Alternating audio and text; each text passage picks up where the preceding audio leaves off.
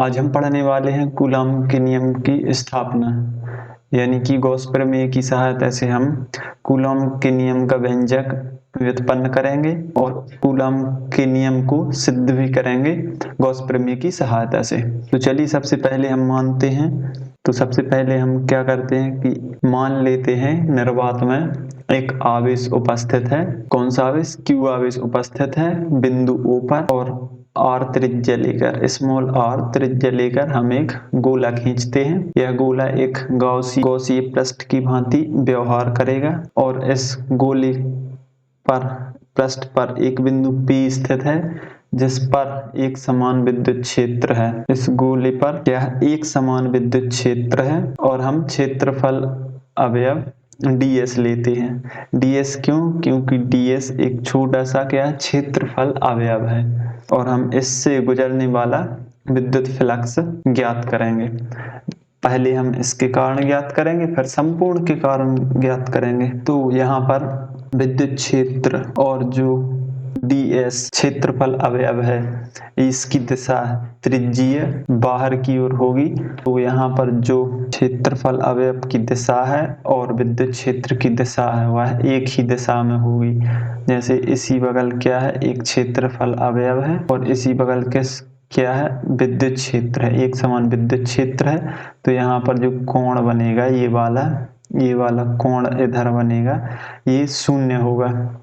तो यहाँ पर क्या होगा, cos 0 होगा और कि cos 0 का मान होता है 1। तो यहाँ पर इसका कोण क्या होगा, 0 डिग्री होगा। अतः उस पृष्ठ से गुजरने वाला संपूर्ण विद्युत flux phi is equal to integration, यहाँ पर ये इंटीग्रेशन क्या है, इंटीग्रेशन s, यह क्या है, पूरे गॉसीय पृष्ठ का इंटीग्रेशन है, पूरे गॉसीय पृष्ठ का समाकलन है। गॉसीय पृष्ठ का समाकलन vector E into vector ds, यहाँ पर वेक्टर हटाएंगे तो हमारे पास आ जाएगा cos 0 और cos 0 का मान होता है 1। तो सिर्फ आ जाएगा हमारे पास इंटीग्रेशन ऑफ E ds। यहाँ पर E क्या है, एक कांस्टेंट है तो वो बाहर आ जाएगा और यहाँ पर आ जाएगा इंटीग्रेशन ds और यहाँ पर s।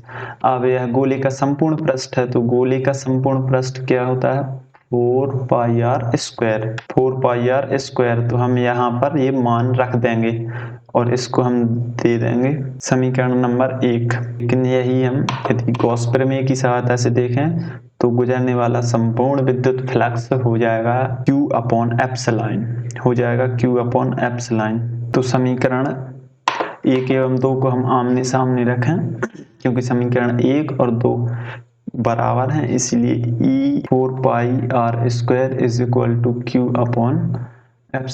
अब यहाँ पर हम इसका पक्षांतर कर देंगे तो हमारे पास आ जाएगा 1/4 pi epsilon not and Q/r square, ये आ जाएगा। इसको दिया हमने समीकरण नंबर 3। यहाँ पर बिंदु P पर जो हमने परीक्षण आवेश रखा था, यहाँ पर परीक्षण आवेश Q रखा था, इस पर लगने वाला बल क्या होगा, F is equal to QE, ये बल होगा। तो यहाँ पर E का मान हम समीकरण 3 से रख देंगे। यहाँ पर समीकरण 3 से मान रखने पर तो हम समीकरण 3 से मान रख देंगे तो F बराबर Q into 1/4 pi epsilon not Q/r square, ये आ जाएगा और इसको हम सही से जमा देंगे तो 1/4 pi epsilon not Q not upon r square, ये आ जाएगा। F बराबर लगने वाला बल, और ये F क्या है, कूलॉम बल है। F क्या, कूलॉम बल है और इसका मात्रक क्या है, न्यूटन N। तो यही था कूलॉम के नियम का व्यंजक जो कि हमने गॉस प्रमेय की सहायता से व्युत्पन्न किया है।